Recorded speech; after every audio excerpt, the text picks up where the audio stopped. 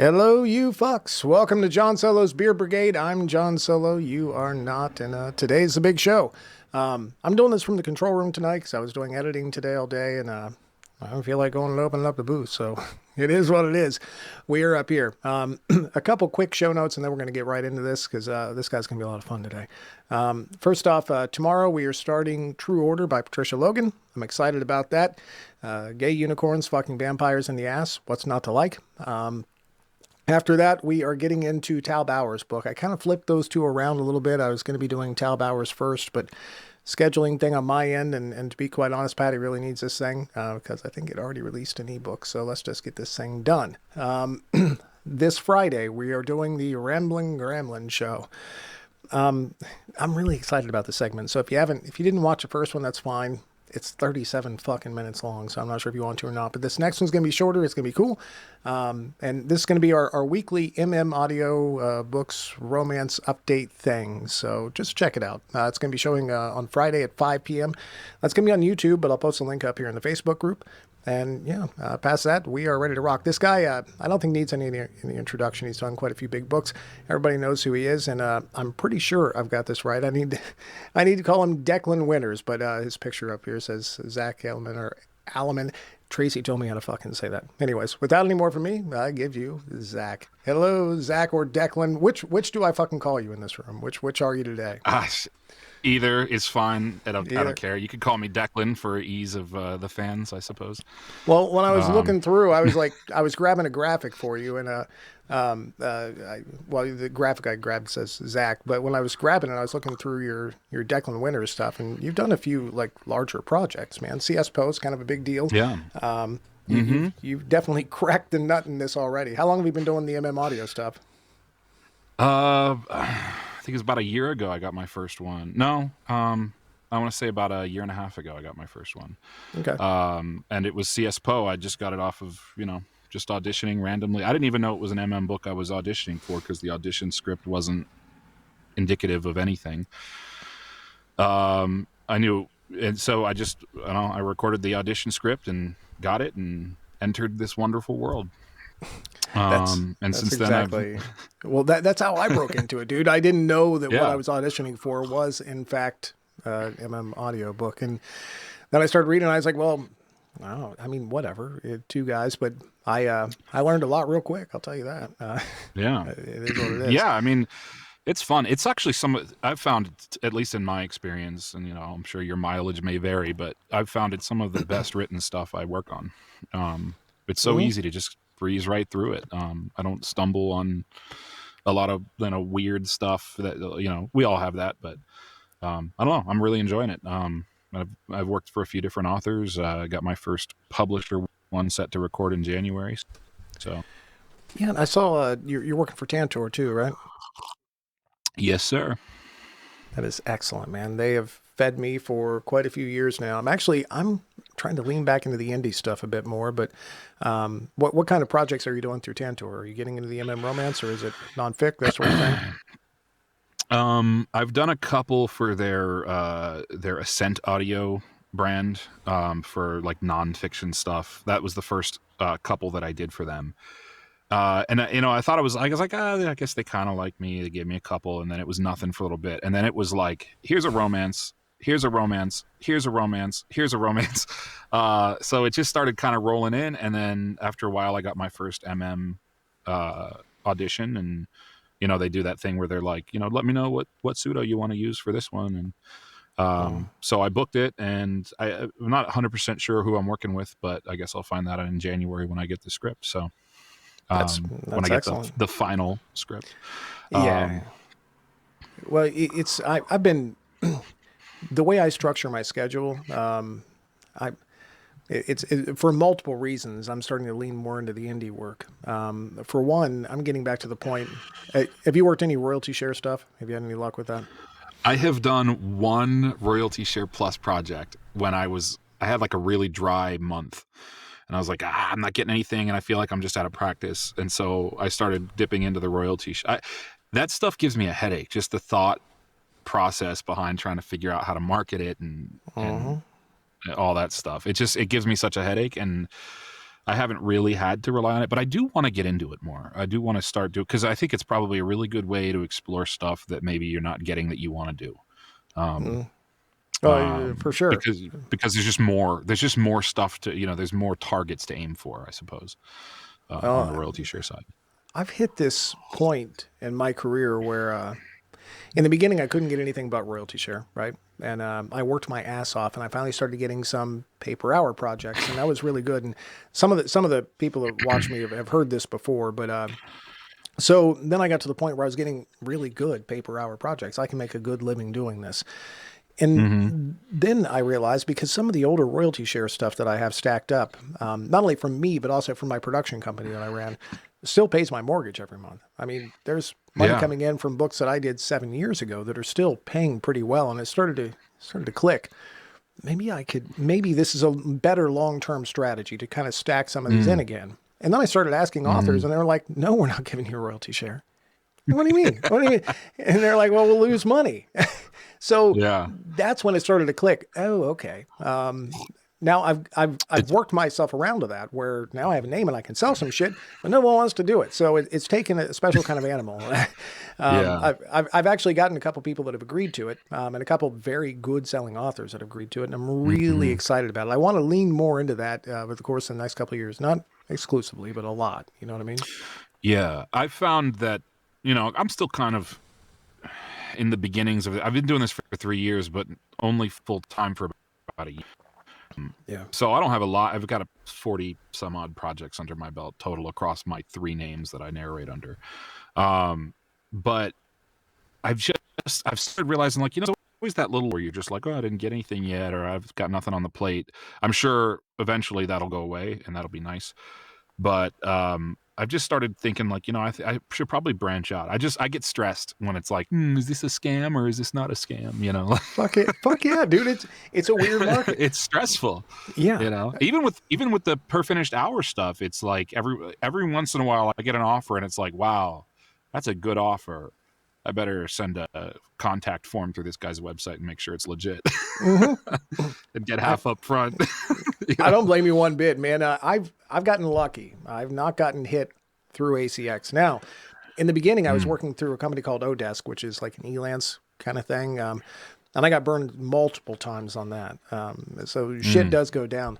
But so they're now doing a thing to try and lock some of the scammers down on ACX. I don't know how much you deal through ACX or not, but almost exclusively. Okay. Well, so one of my author friends reached out a couple weeks ago and asked me about this, and I didn't have a whole lot of information on it, but now I have a little bit more as we're seeing it roll out. What they're doing is they're requiring, if they feel something is dodgy, they don't have to do it on every project, but if they feel something is dodgy, they're asking for copyright info on a project. Right. Which will hopefully lock down a few. Now, from what I hear, they're not doing that on everybody, not on every project, but if they think something is dodgy, which may help us. I heard that on one of the ACX Facebook groups. They were talking about that, and they're like, oh, my author doesn't go through that, and now it's a whole extra step, and I'm like, I kind of meant to reach out to some of the authors I'm closer to and ask if that's affected them. I just haven't done it yet. I imagine they're probably already doing that, though, like registering it through whatever that government website is. Most copyright aren't. Stuff. Most aren't. We live in a country, supposedly we have a copyright as soon as you put it up for sale. Supposedly that's when our copyright happens. Supposedly, yeah. Now, that being said, I mean, people are able to scam it away. I had one good friend reach out to me and ask about this a couple weeks ago, like I said, and she was a little concerned about it.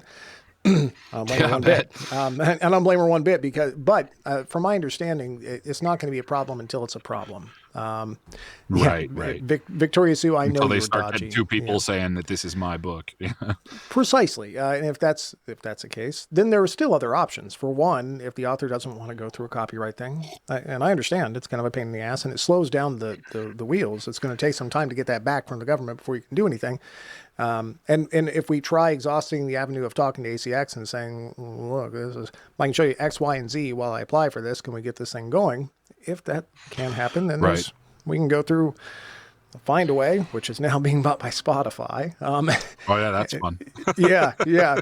Authors Republic is good. There's other options, is what I'm saying. So there's other options that we can explore. Exactly. You are the very first guest I've ever had that lives in Guatemala. Yes, for now. For now. Yeah, that's right. So you moved there to have children. I guess you're not allowed to have children here or something? I mean, that's a benefit, is that hospital bills are cheap, and the hospitals are better than any hospital I've ever been in the States. Not that there aren't good hospitals in the States, it's just that I've ever been in. Right. No, we originally moved here because we wanted to open an Airbnb in my old childhood home that I'm in right now. It's like a 3-story cabin in the woods with this beautiful, gorgeous view of the lake and volcanoes and all that stuff. And then we did that, and what we learned is bureaucracy in Guatemala is unparalleled. So it's like really hard to get all the licenses and all this kind of stuff to be able to run a business here, and especially a hotel. You have to register with the Guatemalan Institute of Tourism, and you have to you got to get your restaurant license if you're even going to serve like cookies. And it was a pain in the butt, but I did it and we got through it. And then I realized, man, I do not like doing this. Like, I have a background in hospitality. I worked in hotels, but when I can't just be like, yeah, let me use my corporate weight here to make you happy by giving you free stuff, I realized I don't like doing that anymore. When I worked in a big hotel chain, it was easy to just be like, oh, you know what? Let me give you the night for free and blah, blah, blah. And I could make people really, really happy when I've got that, corporate weight behind me. But when it's just me running my own little bed and breakfast and someone's complaining because there's not enough sugar in the sauce or something, it's like, oh, pain in the ass. So we stopped doing that, and we had a big group that just was an absolute nightmare. Like they destroyed our plumbing, and we just decided, you know what, this isn't fun anymore.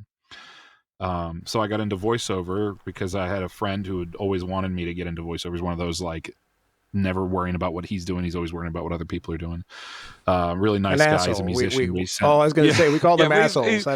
Well, yeah, he's kind of an asshole, but he's also just a nice guy. And he was like, oh, he's a musician. So he sent me a mic and an interface, and I was able to get started with that. And I stumbled in audiobooks after. I originally wanted to do other stuff, and I still do, but man, I love doing audiobooks. There's a lot of people who are like, oh, I don't know why you can do that. That's tough. That's a lot of work, and you're not getting paid as much as if you just do a 30-second commercial. And I'm like, yeah, but man, I get to read every day for my job. Every day I'm reading something, which is awesome because I never find time to read otherwise. So I'm right there with you. Well, the commercial guys, what the commercial guys are promoters. They're looking for jobs all the time, and occasionally they get to actually do one. But their job is to look for work.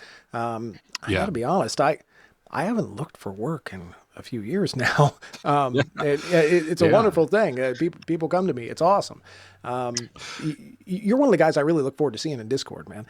You're good at what you do. I've watched a couple of your sessions, and you're fantastic. But on top of that, you're just cool. It's what I run into in this community. Dude, for a year and a half, you're doing fucking fantastic. You really sound great. Are you doing all of your posts yourself? No, I haven't done that for a while, and I'm doing it right now on this Omegaverse book that I recorded a few weeks ago. Some of the people watching right now might recognize it because a lot of people in this group were in there listening to me. But I'm doing the post on it myself because I couldn't find anybody on my little roster that I have of people to do it, and I had to kind of pull the trigger on the offer. And I'm sitting here going, this is the dumbest fucking thing I've ever done. Like, I don't want to do this anymore. Like, I was like, the whole reason I moved to paying someone to do the post was because I hate doing post. And now I'm sitting here like proofing, and I'm like, So I'm definitely going back to, I'm just going to expand my net a little bit and make sure I've got a much bigger group of people that I can work with, because I hate doing post. I don't know about you, but I hate doing post. I hate proofing. Proofing fucking sucks. Well, the editing's not so bad. The proofing is what sucks. Because I've been through the text 3 times already. Well, so my solution to this has been unique, and I was I was an advocate for, and I still am. If you don't have the background to do it, just fucking hire out. That's all there is.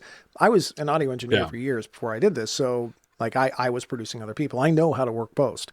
And the thing I enjoyed the most was the editing and mastering. I actually enjoy doing that. I hate proofing because, for one, I'm an idiot. I don't know how you say these things. Yeah.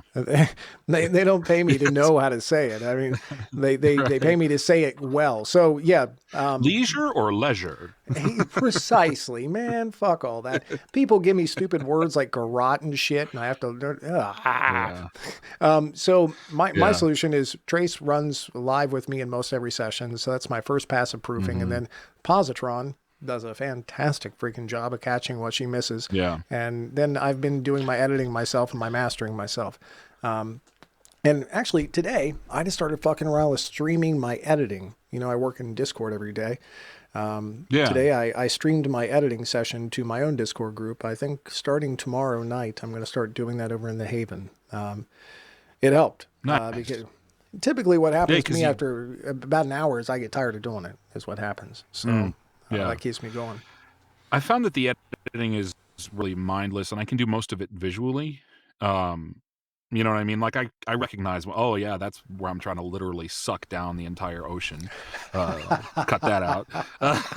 You know, oh look, my mouth decided to have crickets in it over here. You know what I mean? So it's like, I could do most of it visually. Every once in a while, I have to go, wait, what is that?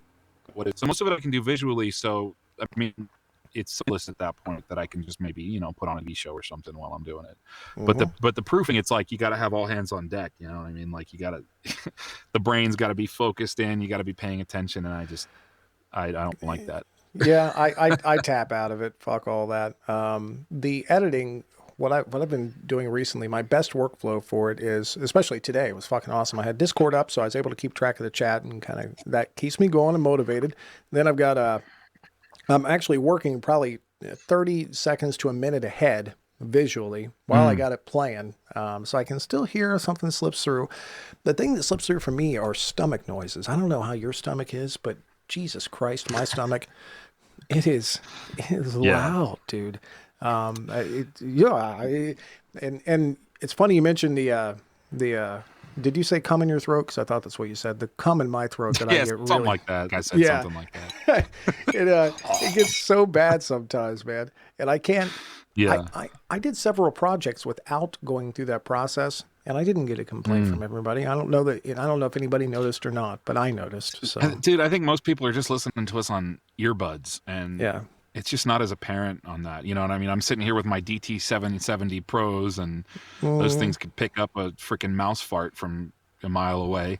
You know what I mean? So it's like, I don't know. I think sometimes we freak out a little bit more than is necessary. But what I have trouble with is the trucks that Jake break by my house. And sometimes it's just subtle enough that I don't notice it because I'm hearing more of myself in the mic.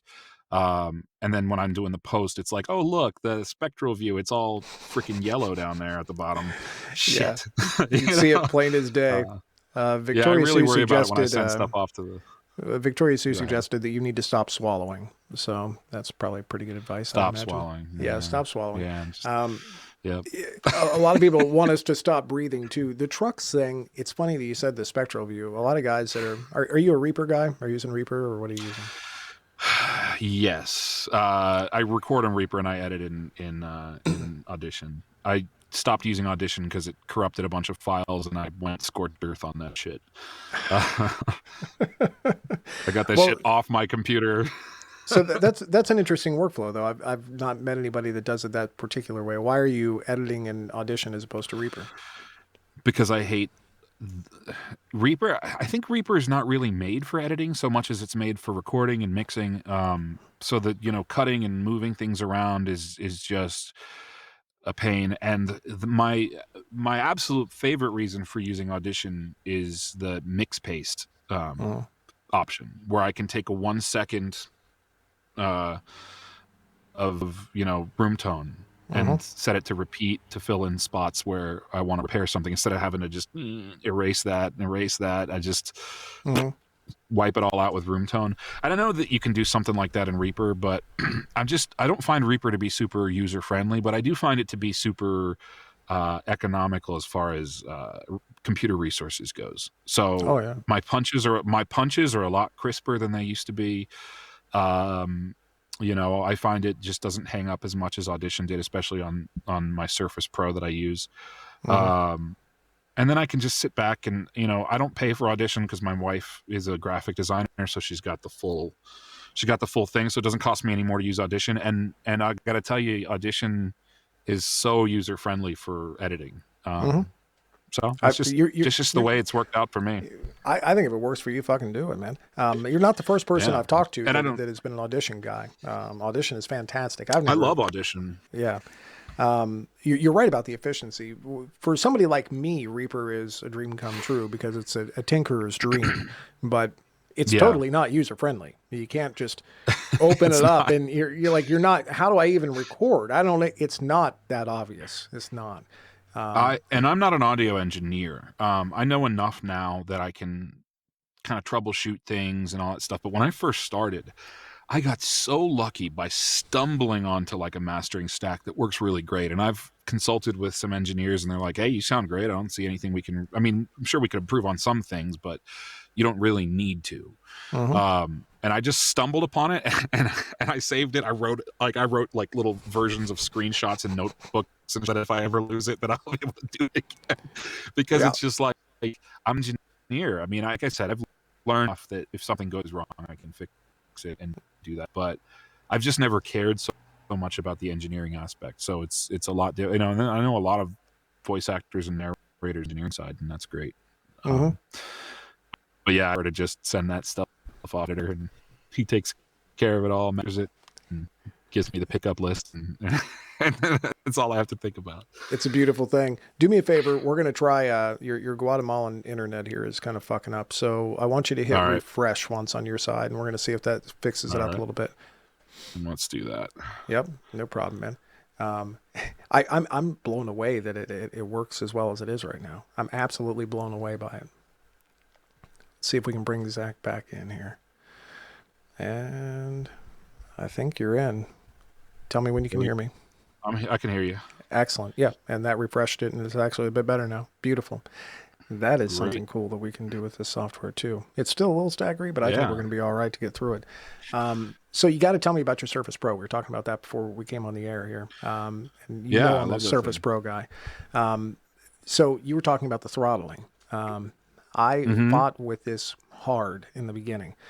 And what I figured out was, and everybody, we're going to nerd out here for a second, so I'm sorry, but that's what we're going to do.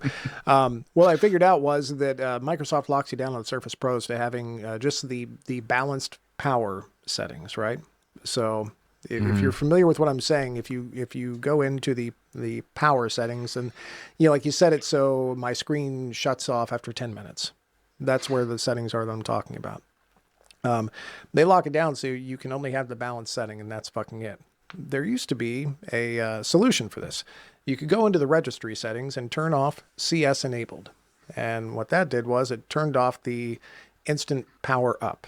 So you'll notice with the Surface Pro, when you open it up, it's like a MacBook Pro. It powers up immediately. It's like, I'm ready to go. It turns that shit off. In return, what it does is you can then get high power settings. So you can make it so your computer doesn't throttle. That was the old way to do it. Windows 11, if you're up to that now, actually turned that off. So there's another workaround you got to do. Yeah, exactly. Are you Windows 10 or are you up to Windows 11 now? I'm still on 10. I'm always super resistant to upgrading because that's just always where shit hits the fan. Oh, look, I got this shiny new desktop. Nothing works anymore. And Windows has started, I think, in the last few years, pushing updates before they're ready, a lot like Apple does, where it's just like, hey, look, here's an update. We're not ready. Also, none of the people who make these programs were allowed to look at any of our code till it released because we're weird like that. So everyone's playing catch up now. And I feel like Windows didn't used to do that. Or at least they in the last few years, they hadn't done that. And I feel like lately they've started doing that too, where it's like, okay, here's a new thing. Everyone play catch up, figure it out.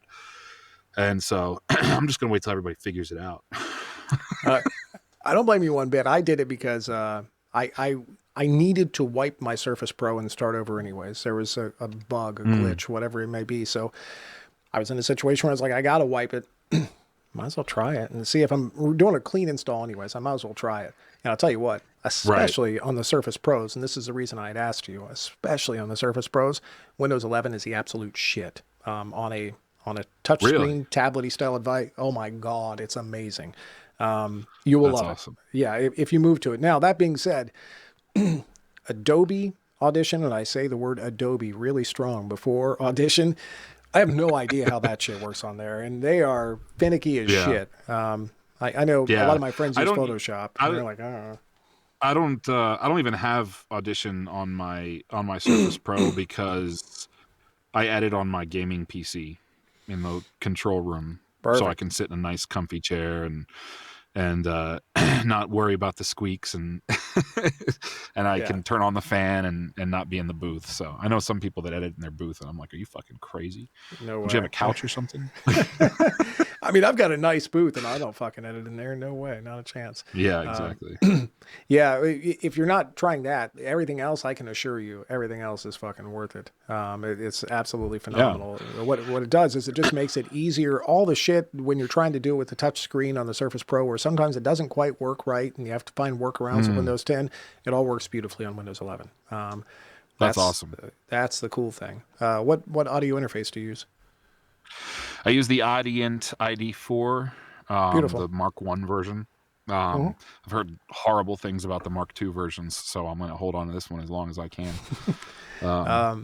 I've only had experience with the Mark I version, and I didn't have one here. I've had 3 ID14s, and all those were solid. I found a need for some, how would I say it, bigger boy software than what that currently offered. But dude, pre's are great on that thing, and it works rock solid. It doesn't fuck up. I love this thing. I think George Whittam recommended this one to me, or Emmett Andrews, one of those guys, one of those tech savants recommended it to me, and I picked it up because of that. And I love it. I used a Focusrite Sapphire. So we're talking old school Firewire bullcrap.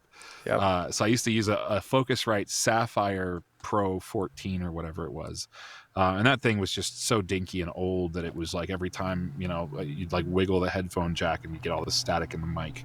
No, but I love it.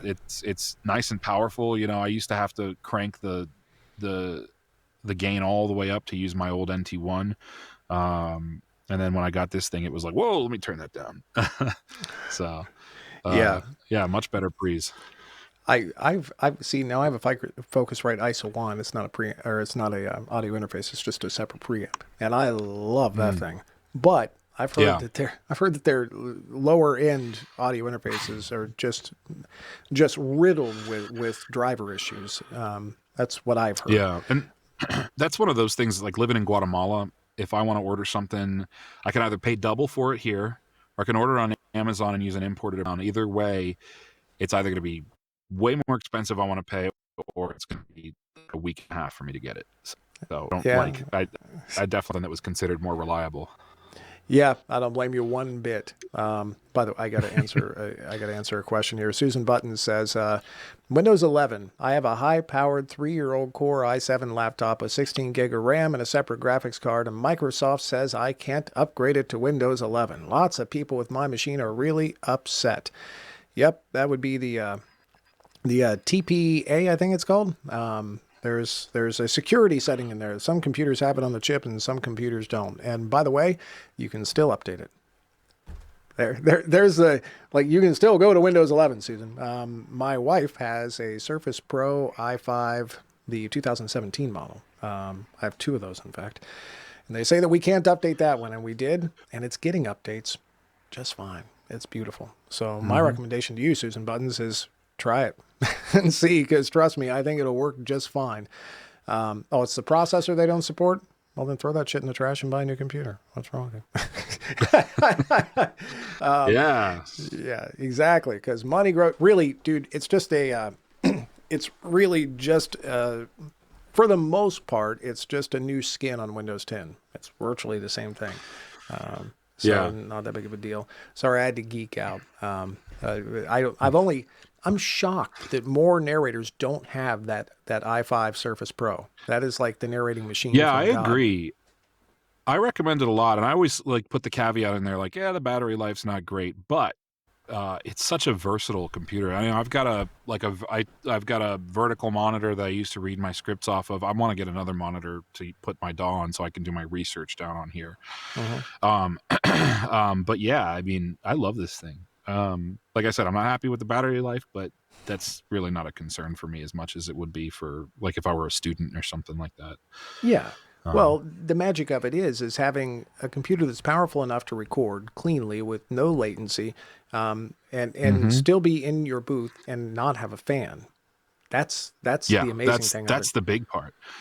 Yeah, I don't like. I sit here and think about it because I think like I don't have a fan, so I don't have to worry about that. And I wonder like when people are like, "Oh, my fan keeps coming on," I'm like, "How does that go?" Like, we have to like stop every 5 minutes and just wait for that crap to cool down. I don't know how it works, but I just go and I go and I go. It's never been a problem for me. Now I used to do the computer outside the booth with the monitor, right? A lot of people do that, but a lot of monitors these days also have fans. So you don't think about that. The one I used to have in my booth, when I switched from my SM7B, the Shure, which is a solid microphone, but it's a dynamic. When I switched to that to Neumann, I was like, motherfucker, this booth is loud. What the hell's going on, man? This is a nice booth. And I started eliminating things, and that was one of them. I had a big 32-inch monitor in there, and there was a little tiny fan. I didn't know. Yeah. I've got a little tech anecdote for you. Living down here in Guatemala, I used to have a Rode NT1. I love that thing. I still have it. But it's a very, very humid country. Humidity levels in my booth sometimes get like that.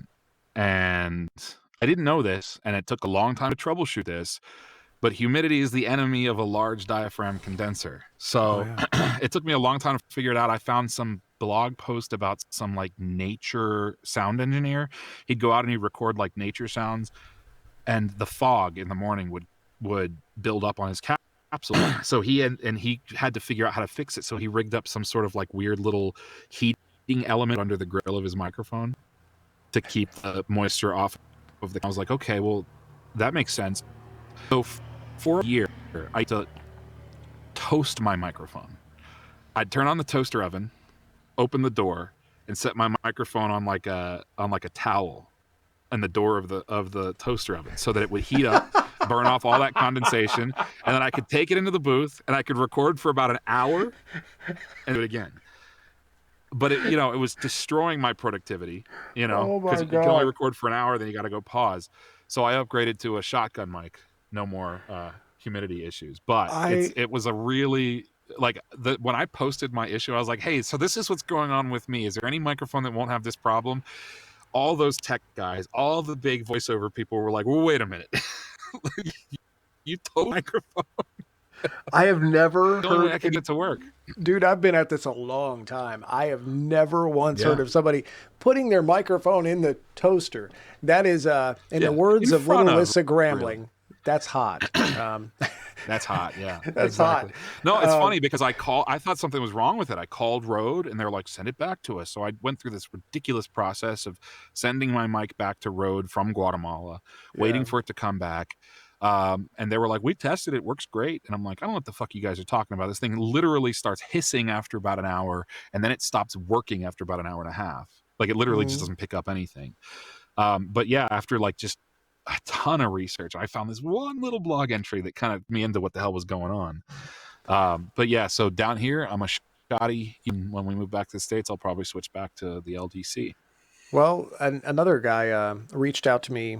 It's been 6 months ago or so. Another narrator in our Discord group reached out to me because he was having a similar sounding problem. And I tried to help him troubleshoot it, but I've never had. He had a ribbon microphone, and he's using it's a tube mic. So there's actually a fucking tube in there, and the tube was going through the same issue where humidity was just killing the damn thing. So similar issue, and I had no idea. I went through every other way of trying to troubleshoot the Yeah. damn thing and never run into it before, but that is true. And interesting. Yeah. And yeah, I will take that one to the grave, man. The toasting your microphone. I've never heard that one before. Yeah. Yeah, Um, absolutely. I have people still there, like they reach out to me in those voiceover groups. They're like, "You still toast your microphone?" I'm like, "Nah, I got upgrade." they call him the crisper. Yeah, the crisper. So what are you working on, man? What do you got coming out? I know you said you've got that Omega first thing. Is that the thing you're doing right now? Yeah, I've got Waiting on the One should be coming out soon. I'm hoping to finish it this week.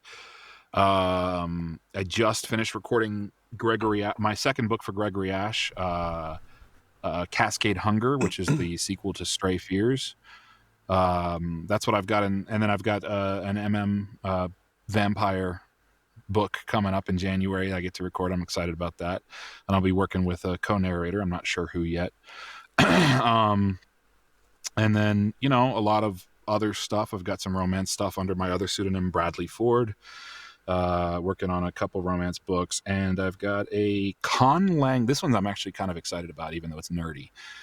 Con Lang grammar book, written by the guy who created Romulan for Star Trek, coming up. That's awesome, man. Which is pretty cool. But I've got a lot of legwork to do for that one, because I got to look up all the IPA pronunciations and figure out how we're going to handle the glyphs in the books and stuff like that. But I've got that coming up, and then I've got some Dragon Shifter stuff going on in January too. And then other than that, just trying to book for February now. Yeah. So. You sound like you're pretty busy at this point, man. Congratulations. Yeah, it's nice. Appreciate that. Yeah. Thanks for coming on. I really do appreciate this. Thank you. As I told you before, like, I've known you for long enough. I could have sworn I've had you on before, but no, this is in fact your first time. So, I appreciate it. Because of the way I operate these days, I don't get to all the comments. So if you could do me a favor after this, over the next day or two, look through the comments and reply to some of them. I was nerding out too, which didn't help by any stretch of the imagination, but yeah, I get that. We've done 40 minutes. I do appreciate your time. Thank you all, everybody, for hanging out with us. I will see you. We're going to be posting up a story time segment at some point this week for Patty Logan's book. Other than that, though, I'll see you on Friday. So have fun, y'all. Wave at the camera, Zach.